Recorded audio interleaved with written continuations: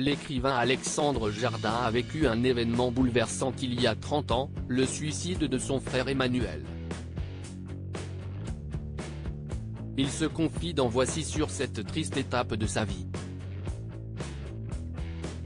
Alexandre Jardin publie Frère, un nouveau livre dans lequel l'écrivain se confie.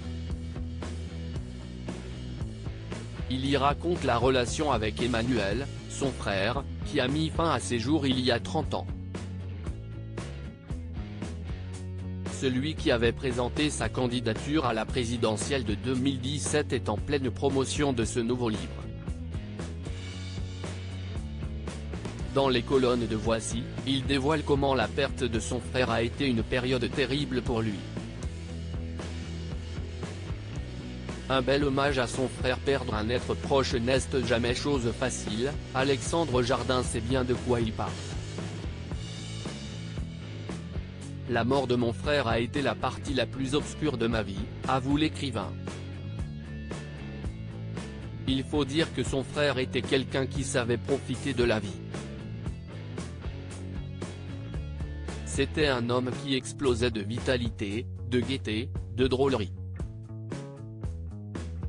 Il a vécu sans aucune forme de frein ou de retenue, décrit Alexandre Jardin. Alors Frère est certainement un moyen de lui rendre hommage. L'écrivain a mis des années avant de se lancer dans le projet, il avait besoin d'une sécurité affective. Quand il a perdu, en un an, sa mère, sa sœur et son beau-père, il a été plongé dans un vide abyssal. Si est une femme qui l'a sauvé, celle avec qui il a acheté une maison avant même de la rencontrer lui a donné la force de se plonger dans l'écriture de ce livre. Ce qui lui a permis d'explorer toutes les zones d'ombre de cette histoire.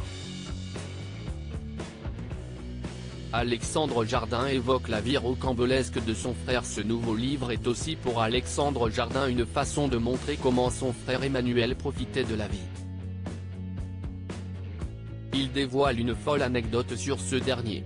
Quand je découvre qu'il couche à 18 ans avec la femme de notre père qui vient de mourir, je lui dis, tu peux pas faire ça.